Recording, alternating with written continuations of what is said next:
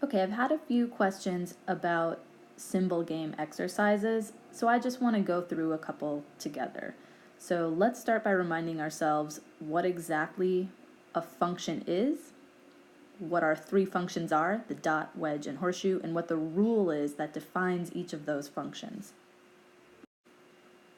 So here's a function you're probably already familiar with, addition. This is a function that takes two inputs, and then it outputs something. What does it, for lack of a better word, accept as an input? It only takes certain kinds of things. Addition works with numbers. So we have to input numbers. So if we input 2 and 3, it outputs 5. Now let's compare with our dot function. So we've got a dot, it also takes two inputs, and then it outputs something. What are the values it accepts? Not numbers, but the letters T and F. The rule for the dot function is this. The only time the dot function will output a T is if both inputs are T. So if you have two T's as inputs, output is T. Every other combination of inputs will output an F. What are the other combinations? Well, you could input an F and a T, that would output F. You could input a T and an F, that would also output F, or you could input two Fs, and that would output an F. 4 possible combinations. The only one that outputs a T is when both inputs are T. Okay, let's do an example. So here we have T.F.T, and we're going to do order of operations exactly like you would do when you are doing arithmetic. So let's do the arithmetic one first because it's familiar. 2 plus 3, you'd figure that out first. That's 5. Then you add the 2, ultimately outputs a 7. So now let's do the same thing with the T's and the F's. What does T.F output?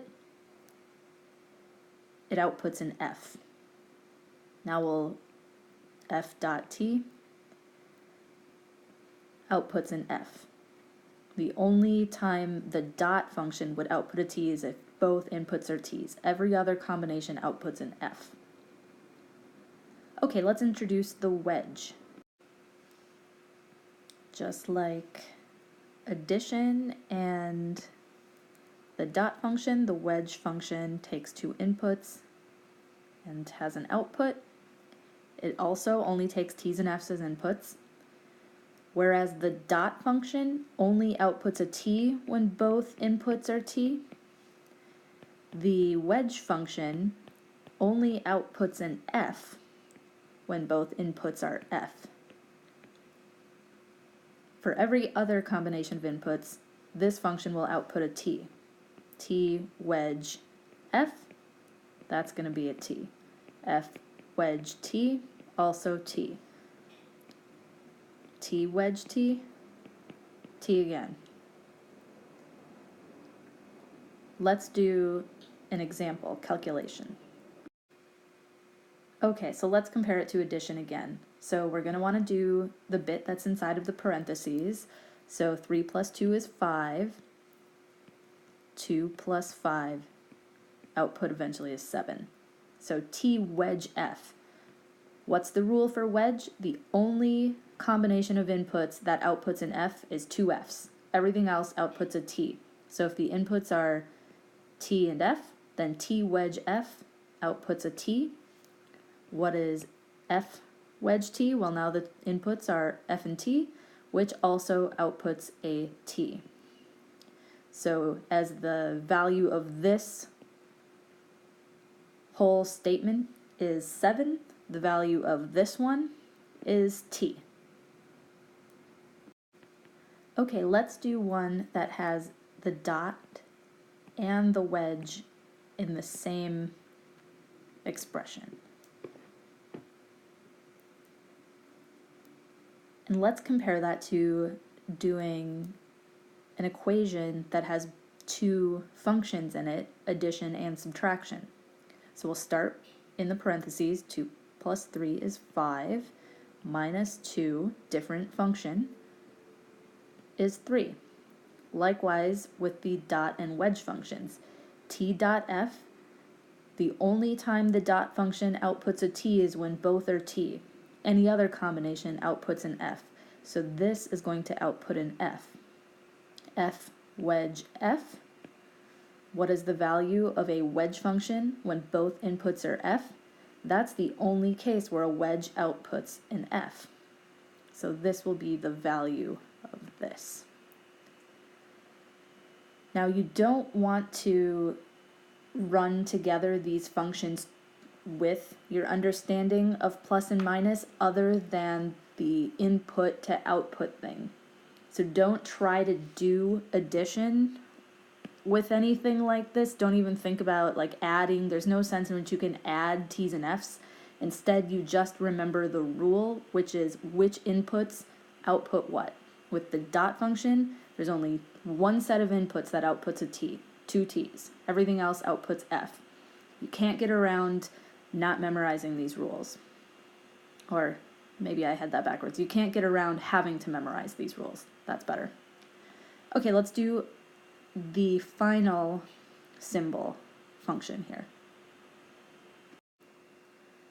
Our final symbol is the horseshoe. This function also takes 2 inputs and it has an output. The order of inputs matters. There's only one case where this function outputs an f, kind of like wedge. There's only one case where wedge outputs an f, but the inputs are different. So when the first one is t and the second one is f, then it outputs an f. Order matters. The first one has to be t, the second one has to be an f. Every other combination outputs a t. So if you have t wedge t, that outputs a t. If you have f horseshoe, I said wedge, I meant horseshoe, I'm sorry. If you have f horseshoe t, that outputs a t. If you have f horseshoe f, also outputs a t. The only combination of inputs that outputs an f is when the first one is a t and the second one is an f. Okay, let's jump to one that's just a little bit more challenging. So here's a longer example. We've got t horseshoe f in one set of parentheses, and we have t dot f in another, and then wedge is our main operator or our main function here. Just like in math, we can start with either of these parentheses. So if this were like this, that would give this one priority, but without adding any extra stuff, just as we had it originally, these two are on the same footing, so we can evaluate those in either order, doesn't matter. So let's start with the horseshoe. What's the only combination of inputs that outputs an f? For the horseshoe, it's this one. It's the TF case. TF outputs an f. Okay, so we've figured out that bit of the equation. How about the T dot F part of the equation? The only combination of inputs that outputs a T is 2 T's. Every other combination outputs an F. So this is also an F. Now we have F wedge F. That's the only combination of inputs that outputs an F for the wedge function. So the final value is F. Okay, let's try another one. Let's switch the order of the inputs here.